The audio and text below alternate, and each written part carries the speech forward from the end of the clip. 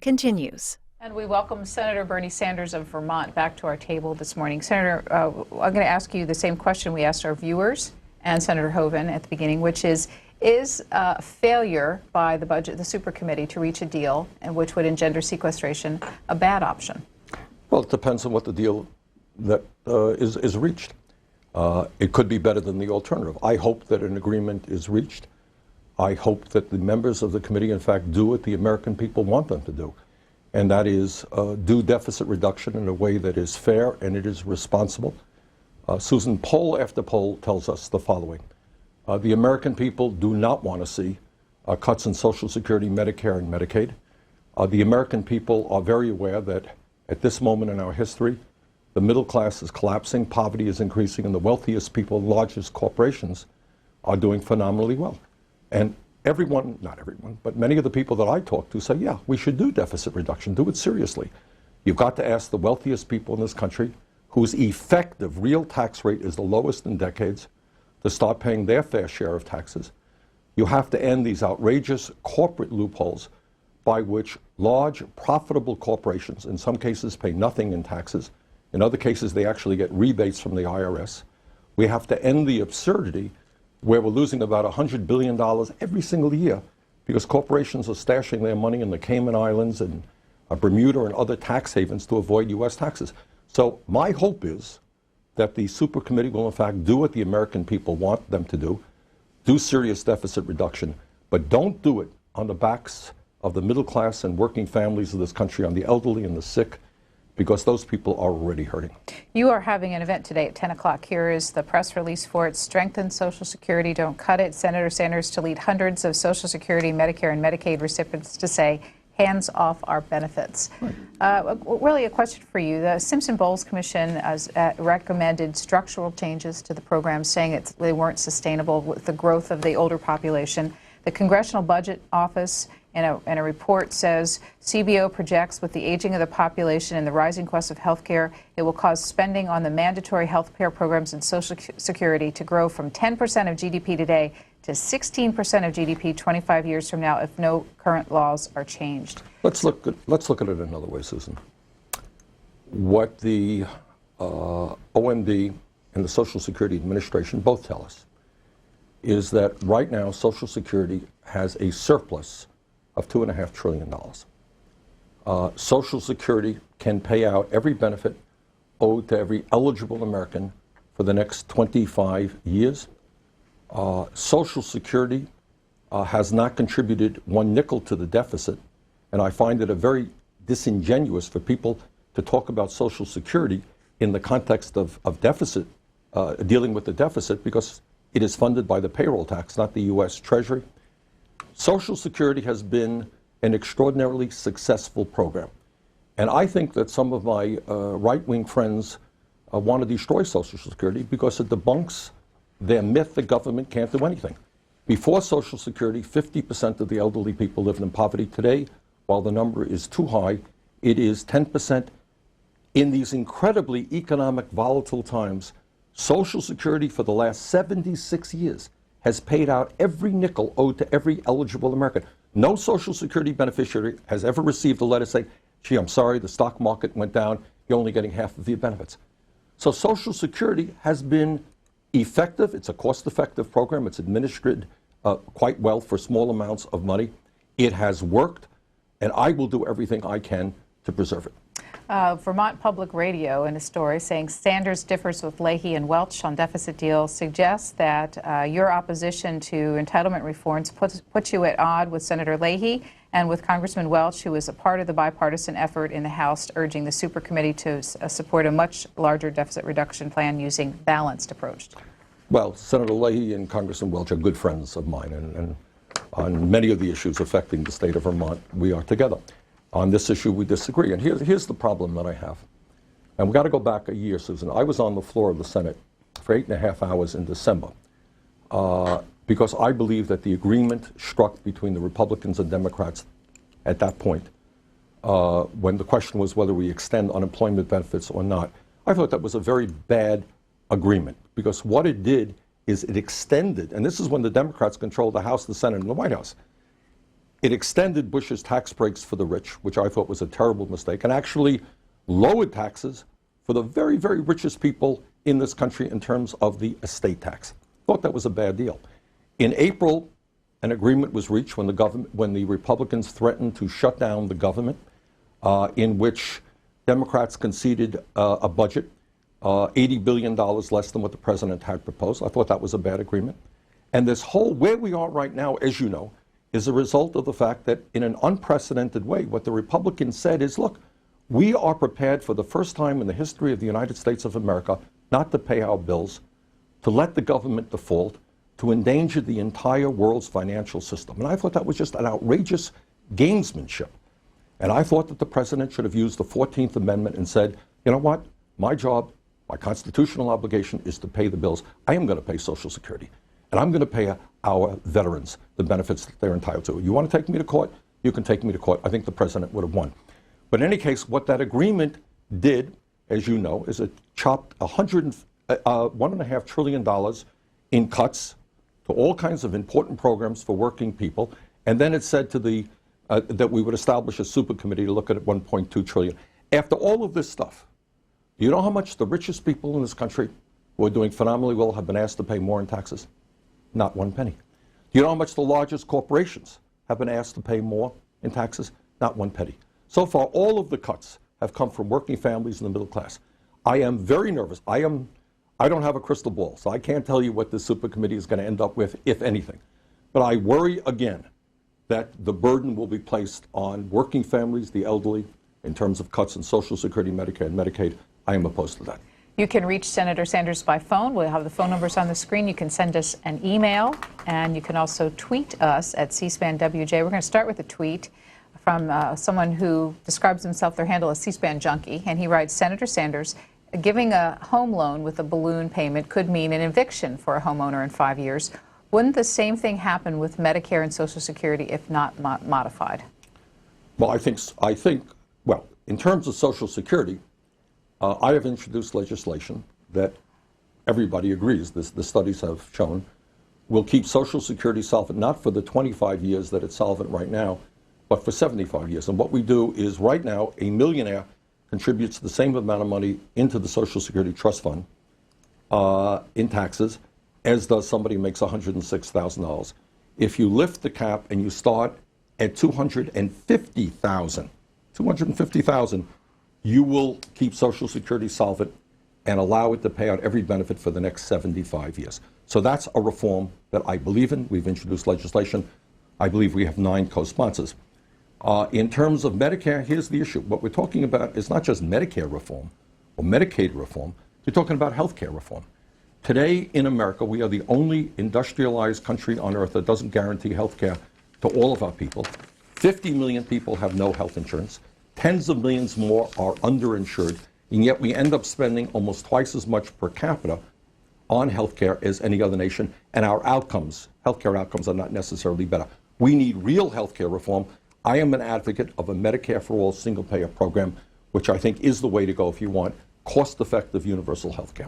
While we're on the subject, the Supreme Court announced this week its review of the national health care law, and 5.5 hours oral argument in March. Here's a story, courts in the Washington Post. The court's review shocks Medicaid advocates.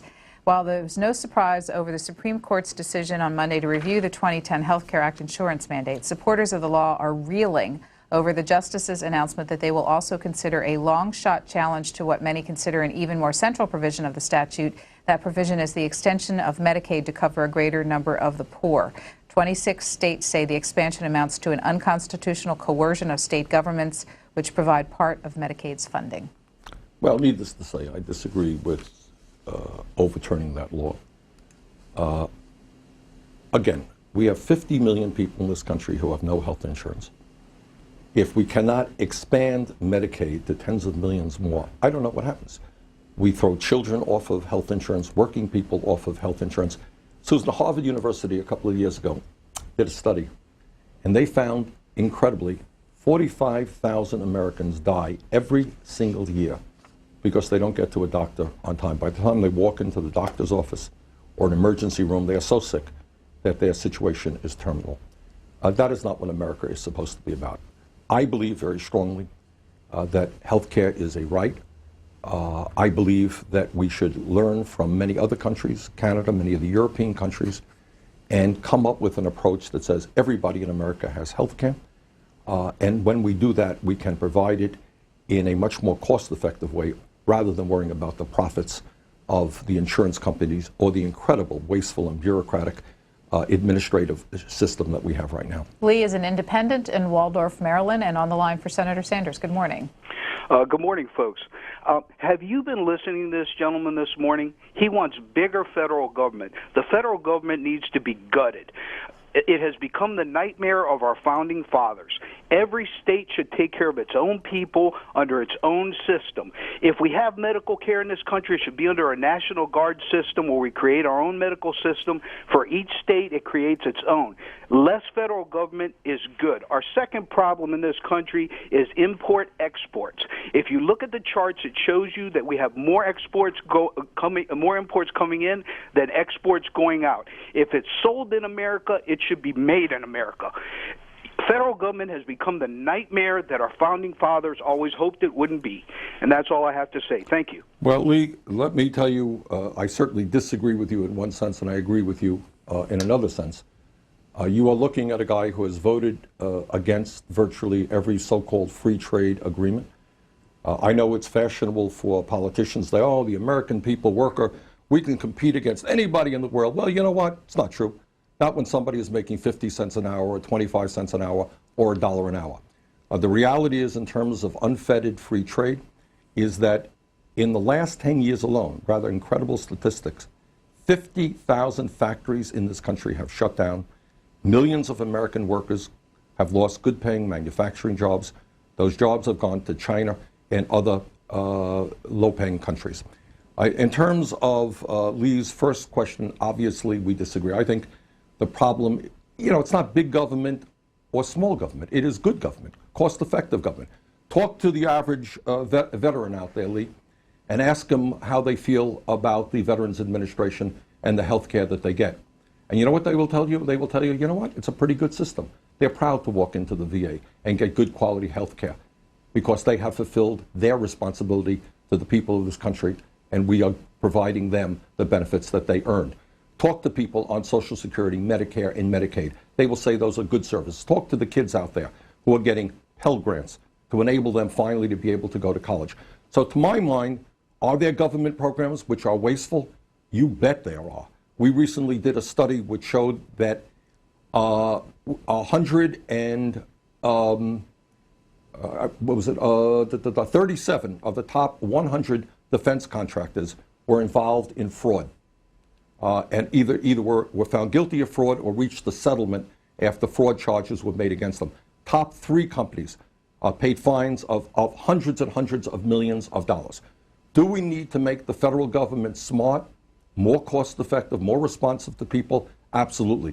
But to simply say, as I think Lee is implying, let's get rid of Social Security, Medicare, Medicaid, maybe the Veterans Administration, this senator does not agree with that. Next up is Deborah, watching us in Richmond, Virginia, a Democrat. Go ahead. Yes, good morning. How y'all doing? Good morning. We're great, thanks. Okay, now I hate to say this because I'm for Obama. I'll vote for him again. But the point is, what needs to be done so the Republicans will stop acting like little crying children, from the mayor on up to the president. Y'all don't need to get paid. Y'all don't need a salary. Y'all don't need the insurance and everything that you're getting. How can they know what it's all about if they're in luxury? Okay, they need to know what real people are going through, and they don't know or don't want to know. This is what needs to be done. Not only that, the Social Security, Medicare, and all that needs to be enhanced, because I think really people think that we're living in luxury. The whole time that I had to wait 4 years for my Social Security disability. For some reason, when I asked for help from one of the places, when I finally got through on the phone, I had to go to a budget class. Now, why would I have to go to a budget class when I didn't have no money? You understand? So you need to dig deep and see what those people that y'all give money to help people, what are they really doing with it? Okay, you need to understand that it's very hard to even get approved sometimes. I didn't even get but half of my house note, and I had to go to a budget class. All right, Devorah, thanks. I think what Deborah is saying is a very important point. I think there is a lot more pain out there than folks on Capitol Hill recognized. You know, unemployment today, the papers tell us it's 9%. The reality is, Susan, is that it is 16% if you include those people who have given up looking for work and those people who are working part-time when they want to work full-time.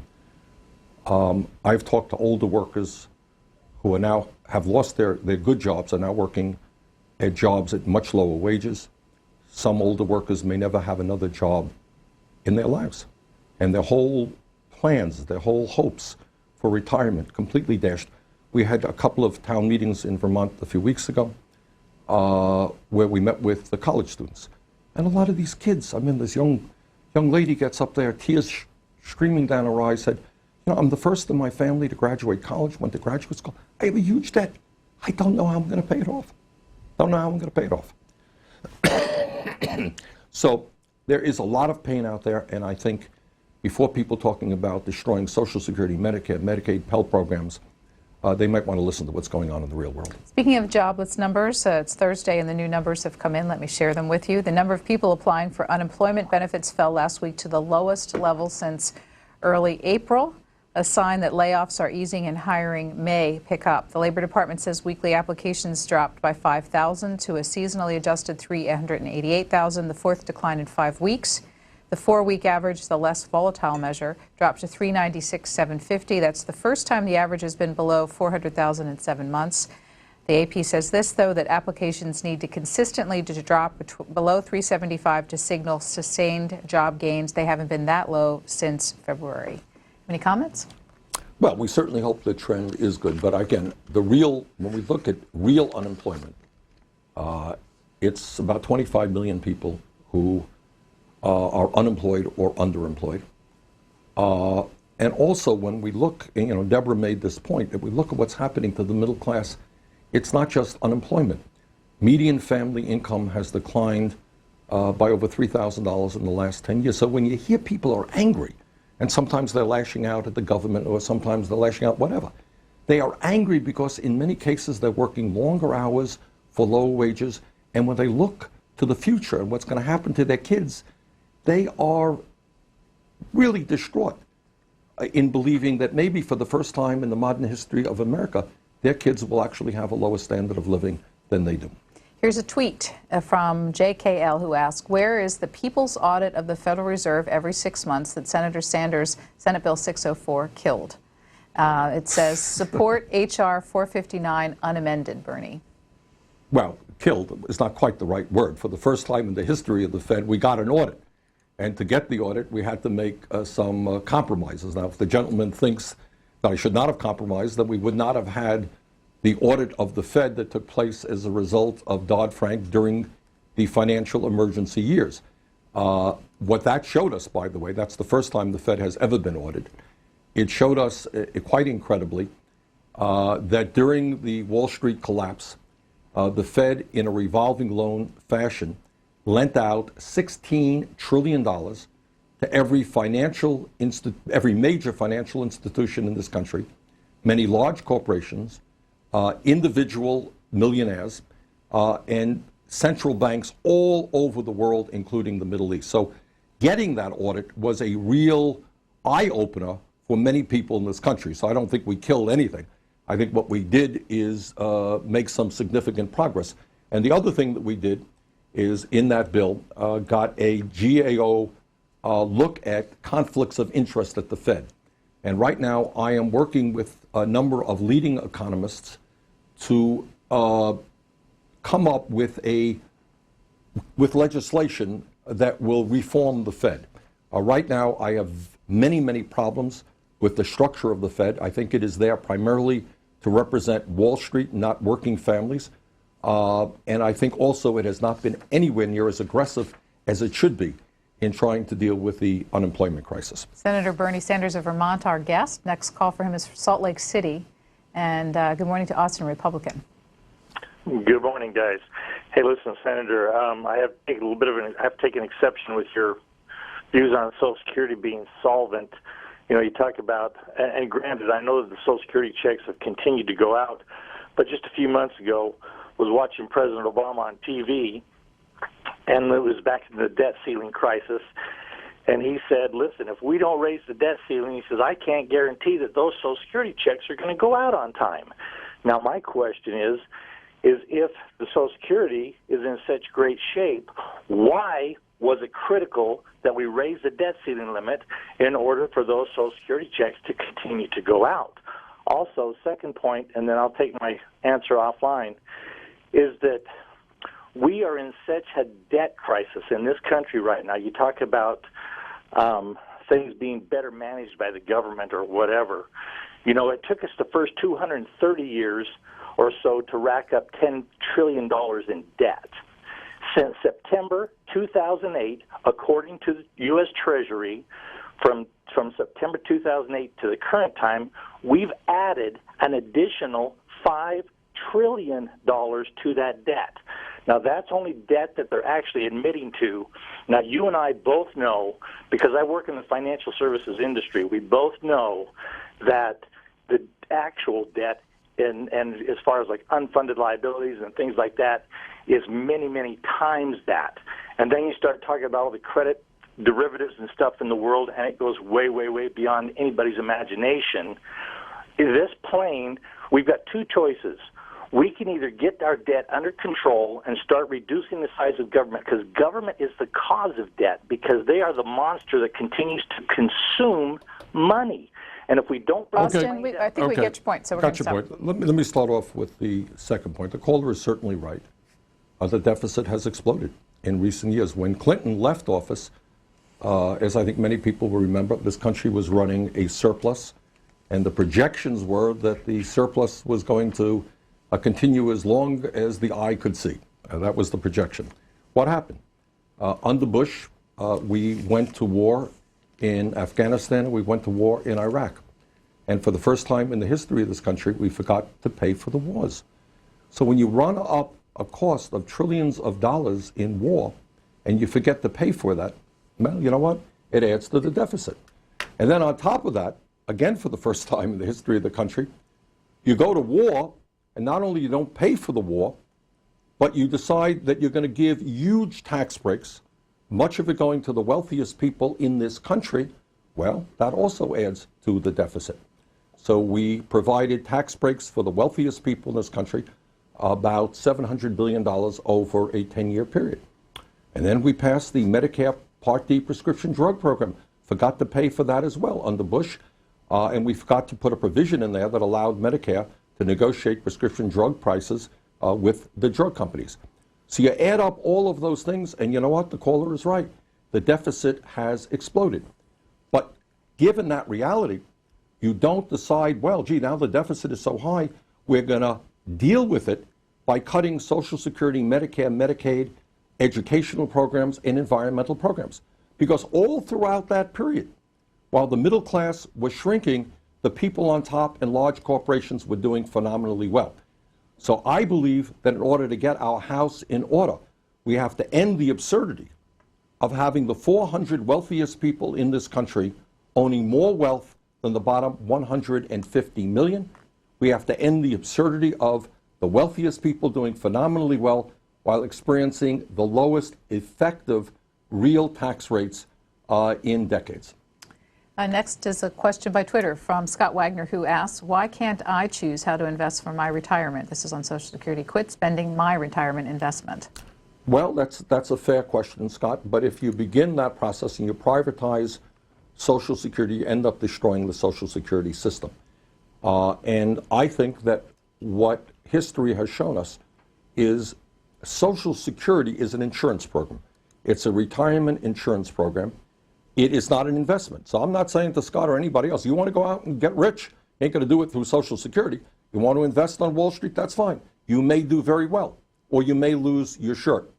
What the function of Social Security is about is to make sure that when an American retires, they will get all the benefits to which they are entitled to. And that has been held true for 76 years. Every nickel owed to every eligible American has been paid. So I would say to Scott, if you do away with that, and if the stock market goes bad or whatever, and you have tens and tens of millions of senior citizens who have nothing to live on, what do you think is going to happen then? Well, either you're going to have old people dying in the streets because they can't afford health care, can't afford housing, or else the government is going to have to come up with a new program to protect those people. So Social Security is an insurance program. It's worked quite well. Bob, independent in Petersburg, Virginia. You're on for Senator Sanders. Good morning, Bob. Good morning. You know, there's already people dying in the streets that are homeless and hadn't been that long ago had houses and stuff, and they found them laying in woods and places like that because they don't have money for medicine and such and such. But what I wanted to ask him about was, you know, they want to cut all these programs, but there's things that they're not even talking about now. The program HUD that furnishes, money for people in low-income housing.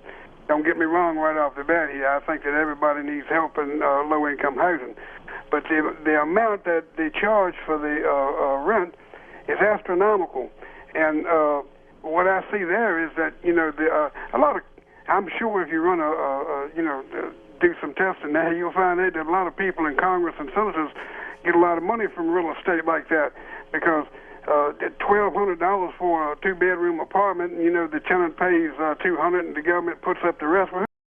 But the thing of it is, the rent is too high, like somebody said before. Another thing is this, with Wall Street we got going here with the gas. If they want to raise money, tax these daggone speculators. They keep the prices of oil so high we can't afford to buy gas. All right, stop you right there. Thanks, Bob. Bob raised a lot of questions. I think we have an affordable housing crisis in this country. Section 8, I think, which is what Bob was referring to, does a lot of good. But let's not kid ourselves. In many ways, the rents are very high, and the landlords end up doing very well. In terms of Wall Street, I hope that we never forget that we are in this terrible recession, the worst economic downturn since the Great Depression, because of the greed and the recklessness and the illegal behavior on Wall Street. Bob was also talking about speculation and oil prices, which is an issue that I have worked on. There is very good reason to believe that one of the reasons that we see spikes in oil prices has less to do with supply and demand. In many ways, we have more supply right now and less demand than we did several years ago when prices were lower, but has a lot to do with Wall Street speculation in the oil futures market. I've worked very hard on legislation on that, put pressure on the Commodity Futures Trading Commission. They're making some progress, but we do have a long way to go. Oil this week went up to $100 a barrel again. Yep. And our domestic oil production is at an all-time high. So what's that relationship? Well, again, what the Wall Street will tell you that the reason for this is supply and demand. I think the evidence is pretty clear that that's not necessarily the case. What we learned recently is that some 80% of ownership of stock on the oil futures market is controlled by Wall Street. In other words, you would think that the oil futures market would be dominated by the airlines that use oil, trucking companies, fuel dealers. But the reality is it is controlled by speculators whose job is to make a profit by speculating. Bob's last comment was arguing for a tax on transactions on Wall Street. I would imagine you support that? I do. I think a tax on transactions on Wall Street does two things. Number one, it brings in money into the government that we need. I think it's a fairly progressive way to go. Second of all, it could put a damper on speculation. Next is a call from Bella Vista, Arkansas. This is Charles, Republican. Good morning. Good morning. Bernie, 3 quick points. One, I'm 78 years old, and all the monies I put back into Social Security I received back in about 5 years. So I've been on the dole ever since. People have been paying me. I didn't put it all in. I got it back in 5 years, and I'm one of the fortunate people. Now, when this country is 14, 15 trillion in debt, if we don't cut drastically now, we're going to be in a lot of trouble because we borrow 40 cents on a dollar. And China says no more money. we're going to take a 40% cut, not just a 20% cut that they should do now, which all you people up there, you won't do the cutting because you want to vote. The reason we're in debt is because you people wanted to vote. And you'll give and you'll make statements like you've been making this morning about the rich people being no good and worthless. Well, and I don't think I used those words. Well, you indicated that. I said that the richest people in this country are becoming much wealthier, that we have the most unequal distribution of wealth and income of any major country on earth, and that gap between the very rich and everybody else is growing wider. I did not use the word worthless. Well, why use the rich people against the poor people? I'll tell you why. Because I don't agree with you in terms of how we got to the deficit crisis right now. As I mentioned earlier, we got to this after Clinton left office, we had a surplus. I think the evidence is very clear. Not a whole lot of people dispute it, that when you fight two wars that end up costing trillions of dollars and you don't pay for it, you run up a deficit. That's just using the credit card and not paying it back. When you give huge tax breaks, much of it going to the wealthiest people in this country, and no offset, you run up a deficit. When you have a Medicare Part D prescription drug program and you don't pay for that, you run up the deficit. And then when you have a terrible recession where small businesses go under, where working people lose their job, where less revenue comes into the federal government, that adds to the problem. Those are the causes of the deficit. To my mind, you go forward in addressing those problems in a responsible way, protecting the middle class, protecting working families, asking the wealthy and large corporations to start paying their fair share of taxes, and by the way, taking a hard look at military spending, which has tripled since 1997. Well, this is a follow-up from Joe on Twitter, Senator Sanders, who asks, is there anything, and that's in caps, the government is spending money on now that can be reduced or cut? Absolutely. Absolutely. I think there are many government programs that are wasteful, where we can make substantial cuts without hurting beneficiaries or the goals that we are trying to achieve. Certainly in terms of defense spending, we have to ask ourselves a couple of questions. Number one, is it really necessary that the United States now spend more money on defense than the rest of the world combined? Second of all, we just did a study, had the GAO do a study, which showed us there's massive fraud in terms of defense contractors. But it's not just the Defense Department. There are many other agencies which are not running anywhere near as efficiently as they could. So, yes, I do believe that there are agencies that could be cut. Associated Press tells us that people are gathering near New York's Zuccotti Park to mark the 2 months since Occupy Wall Street movement began. It's a big day for protests in New York City. Police with megaphones are telling protesters to stay on the sidewalk as they march toward the New York Stock Exchange. Protests are also planned nationwide. What do you think of the Occupy Wall Street movement? I'll tell you what I think. I think the Occupy Wall Street movement has touched the nerve in this country. I think they are focused on two issues where we're now hearing a lot more discussion, I think as a result of their efforts, than we have heard in the past. The first issue is Wall Street itself, and the reality that the greed and illegal behavior on Wall Street has caused this recession, which has led to millions and millions of people losing their job, has led to the taxpayers of this country bailing out Wall Street. And then today you find Wall Street doing very, very well, CEOs there earning huge compensation packages, while the people back home are suffering and hurting. And people are saying, is that right? What happened? And the second issue, and furthermore, in terms of Wall Street, what the Occupy Wall Street people are talking about is the concentration of ownership in this country, where you have, if you can believe this, the 6th largest financial institutions, Susan, have assets equivalent to 65% of the GDP of the United States of America. That's over $9 trillion controlled by 6 financial institutions. 3 of the 4 largest, who we bailed out because they were, quote unquote, too big to fail, are now bigger than they were before we bailed them out. So I think focusing attention on those issues is right. We now have to deal with those issues.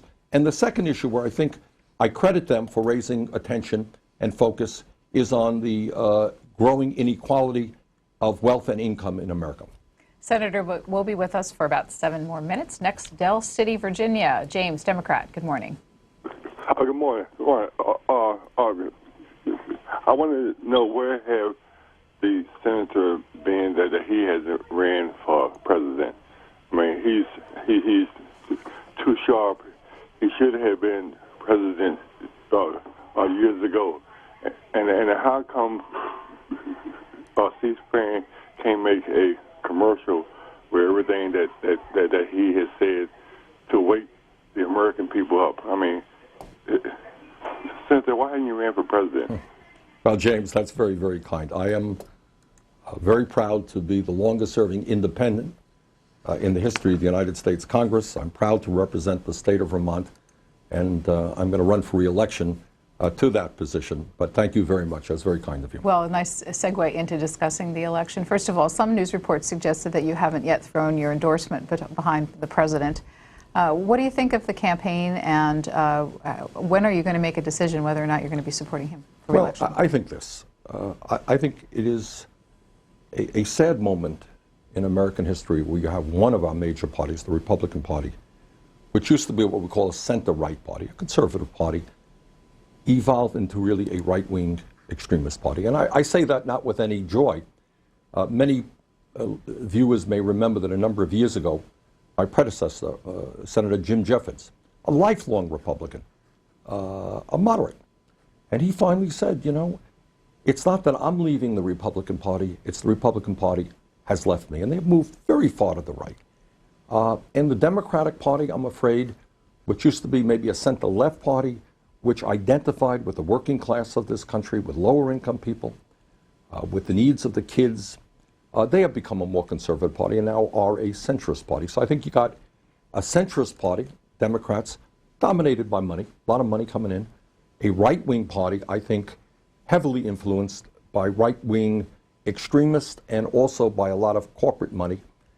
And I think both of those parties have forgotten what's going on in the real world out there, the kind of suffering that's going out there, and the kind of incredible power that a small number of very wealthy individuals have in this country over both the economic and political process. Now, I supported Barack Obama when he ran the first time.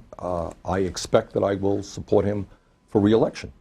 But I want this president, who I personally like very much, who is an extraordinarily smart guy, I want him to do what he did in his campaign, to stand up for working families, to tell the American people that he's prepared to take on the powerful big money interests, that he has a vision for a new energy system in America, that he is on the side of ordinary Americans. I want him to be clear on that.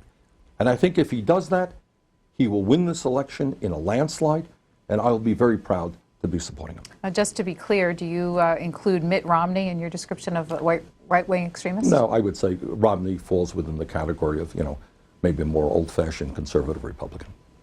And what will you base your re-election bid on? On my re-election bid? Mm-hmm. Well, I'm going to run on my record. We have had a very good record in expanding health care access in the state of Vermont, built a number of new community health centers providing health care, dental care, mental health. We have done very well in expanding veterans health care. We've opened new community-based outreach clinics for our veterans in the southern part of the state, in the northern part of our state, and we've improved facilities, the existing facilities in the other CBOCs. I'm very proud of the fact that we have brought a lot of money into Vermont to move forward on energy efficiency. Vermont is now leading the country in terms of energy efficiency. We can do a lot better. We're making progress there. We're moving aggressively in terms of solar and wind, and I've been part of that process. We have worked a lot on child care, which is a serious problem in Vermont, and we've made some improvements there as well. So I'm proud of the record that we've established, and I look forward to. Vermont's unemployment rate is 5.8%, significantly below the 9% of the national average. You think I should take full credit for that? Well, I don't know the answer to that, Senator. But what is the reason why Vermont's doing better? Because we're not a bubble economy. Never have been. We have a strong agricultural base. We have manufacturing, which has been hard hit, as it has been hurt all over the country. We have tourism, which is important. And I know people have read a lot about the floods, the serious flooding in Vermont. But I want you to tell you we're rebuilding very quickly. Come to Vermont. You'll enjoy it. It is a beautiful, beautiful state. So I think we haven't put all of our eggs in one nest. And we're a diversified economy, so we don't go up and down quite as much as the rest of the country. I just want to ask this question because this guy's tweeted it several times. He goes back to your talk about the federal budget surplus during the Clinton years. He wants to know, what year did the federal debt decrease? You claim a surplus. When did it happen? So he can look it up. Under Bush, after we went to war. But the surplus was when? When Clinton left office, there was a surplus. I don't think there's anybody. That's just a fact. Just a couple minutes left. Let's take a call from Salem, Michigan. This is Alex, an independent there. You're on, Alex. Hello, Senator. You say that there is surplus in Social Security, but in fact, 2.3 million are IOUs of federal government. So there is really no money there. Those are not assets that can actually be spent that have been saved. There is no savings. Well, Alex, what I would say, if you take that argument, this country has a $14 trillion debt. And all of the bonds that people hold are just IOUs. All the money we owe to Japan and China are just IOUs. Yes, of course, the government has borrowed money from Social Security, as it should have, to invest in interest-bearing accounts. But the argument that is just an IOU, well, all of our debt is IOU. That's what debt is. I promise to pay you something.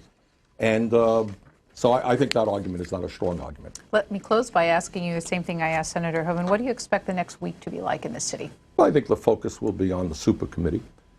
People will be anxious to know what, if anything, is accomplished.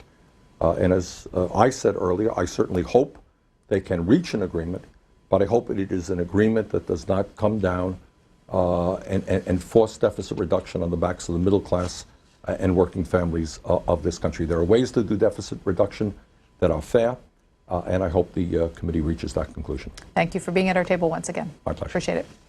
We're going to take a break with Senator Sanders, and in our next segment, we're going to be talking with David Abshire, who runs the Center for the Study of the Presidency and Congress, about executive orders. Every time a president begins to issue them, there's often criticism of the use of executive power. We're going to get a primer from him about how presidents use executive